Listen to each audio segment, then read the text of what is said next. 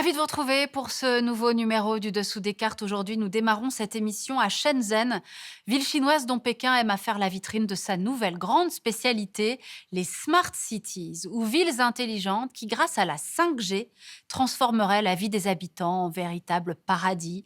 Meilleure santé grâce au dossier médical partagé, moins de trafic grâce aux caméras de surveillance interconnectées, moins d'insécurité pour les mêmes raisons.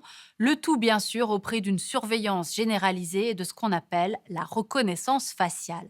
La 5G est au cœur de la stratégie chinoise des Smart Cities qu'elle vante au monde entier. Ce n'est pas seulement ce que nous allons vous raconter aujourd'hui. Cartes à l'appui, nous allons vous expliquer cette nouvelle technologie, la 5G, qui permet une hyperconnectivité accélérée et qui fait l'objet d'une guerre technologique entre la Chine et les États-Unis. La 5G, une guerre qui nous concerne car elle oblige le reste du monde, chaque pays, à se positionner.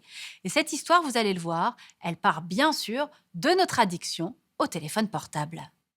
Nous voici en 1983. Le géant américain Motorola présente le premier téléphone mobile, un objet de luxe. En 1990, les Européens inventent la norme GSM, la 2G, base de la révolution du portable, vite copiée en Asie. En 2000, la 3G mène au smartphone, l'ordinateur de poche. En 2009, la 4G multiplie par 50 la rapidité de transmission.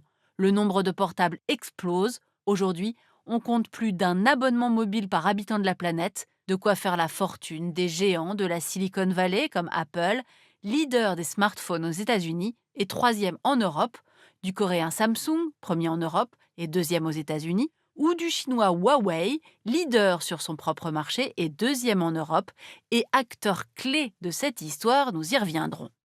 Ces standards technologiques étaient jusqu'ici créés, imposés par l'Occident et surtout par les États-Unis, leur permettant de contrôler au passage la plupart des communications mondiales via leur agence de renseignement électronique, la NSA, et leurs alliés des Five Eyes, Canada, Royaume-Uni, Australie, Nouvelle-Zélande.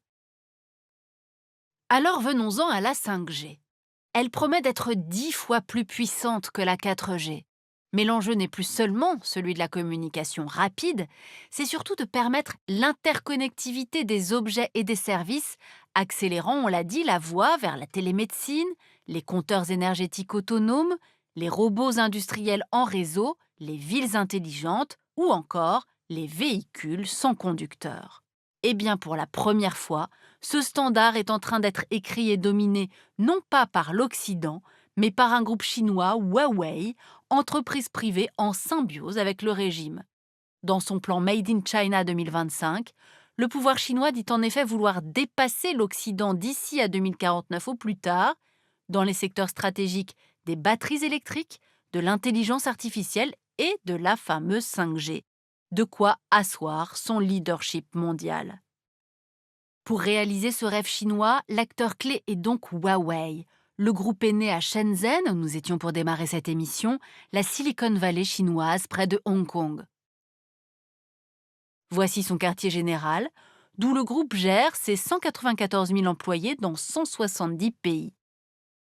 Huawei a été créé en 1987 par Ren Zhangfei, ex-ingénieur de l'armée populaire chinoise avec 14 employés. Très aidée par les banques de l'État, l'entreprise va grossir en équipant le pays en réseau télécom civil et militaire et en portable pour les 1,3 milliard de Chinois. Et puis Huawei va s'internationaliser. Regardez cette photo du dernier sommet sino-russe en juin 2019. Ce jour-là a été signé un accord invitant Huawei à développer la 5G en Russie. Poussé par Pékin, Huawei est aussi actif en Indonésie, Arabie Saoudite, Turquie, Mexique, Afrique du Sud, Suisse, Europe du Sud et de l'Est, sans compter des réseaux 5G testés un peu partout dans le monde. En 2019, Huawei devient le premier groupe d'électronique mondial en chiffre d'affaires, 122 milliards de dollars, devant Samsung et Apple. Il détient 29% du marché mondial, 34% en Amérique latine et 43% en Asie-Pacifique. Une expansion inacceptable pour Washington. Question de sécurité. Les États-Unis craignant que ce matériel made in China ne facilite l'espionnage et d'éventuelles cyberattaques chinoises. Question commerciale aussi. aucun grand groupe de télécom américain comme AT&T et Verizon ne maîtrisant toute la technologie de la 5G. Dès janvier 2018, Trump interdit donc toute vente de technologie américaine à Huawei, laquelle est pourtant très dépendante du système d'exploitation Android de Google, de Facebook ou des puces conçues par Intel, Broadcom et Qualcomm. Par ailleurs, en décembre 2018, Washington exige du Canada qu'il arrête Meg Wanzhou, directrice financière du groupe Huawei et fille de son fondateur lors d'une escale à Vancouver, l'accusant d'affaires illégales avec l'Iran. En représailles, Pékin a procédé à l'arrestation puis emprisonné 2 Canadiens travaillant en Chine. En mai 2019, Trump bannit de fait Huawei et ses fournisseurs des futurs réseaux 5G américains. Dans la guerre froide sino-américaine, le protectionnisme technologique a rejoint l'affrontement commercial et les tensions militaires en mer de Chine.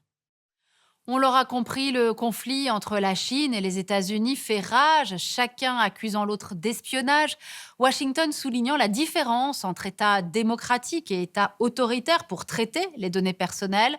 Bref, la lutte pour la souveraineté technologique s'annonce sans merci, contraignant, on va le voir, chaque pays du monde à choisir son camp. Dès les annonces de Trump demandant le boycott de Huawei, certains alliés historiques des États-Unis, Australie, Nouvelle-Zélande, Japon, Taïwan, ont interdit le groupe chinois. D'autres, Inde, Canada, Brésil, Vietnam, Singapour et Israël, sont sur le point de suivre pour ne pas compromettre leurs liens avec les États-Unis. Alors arrêtons-nous sur le cas particulier de Taïwan. La petite Chine, ennemie de la grande, produit d'énormes quantités de semi-conducteurs indispensables à la 5G, et ce, pour le monde entier. Sauf que dès mai 2020, le géant taïwanais TSMC a stoppé toute livraison de ses puces ultra sophistiquées à Huawei, soit 20% de son marché.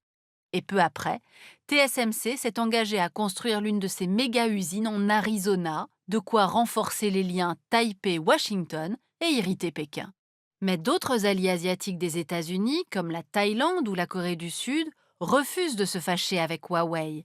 Grâce à son géant Samsung, la Corée du Sud, pays le plus avancé sur la 5G, ne souhaite se brouiller ni avec son protecteur américain, ni avec son grand voisin et client chinois.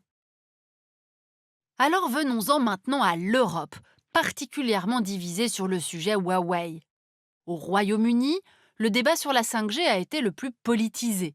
Londres a en effet d'abord donné à Huawei un accès limité à son infrastructure 5G, d'autant que le britannique Vodafone, troisième opérateur télécom mondial, l'utilise sur de nombreux réseaux européens.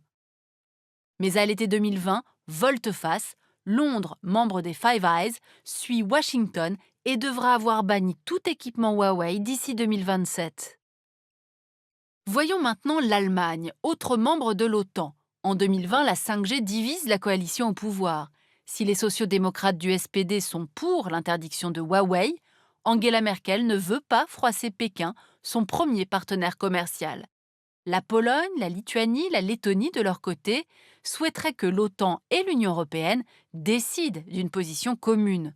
D'autres, Hongrie, Slovaquie, Espagne, Portugal, ne comptent pas revenir sur leur feu vert donné à Huawei et prendre du retard sur la 5G.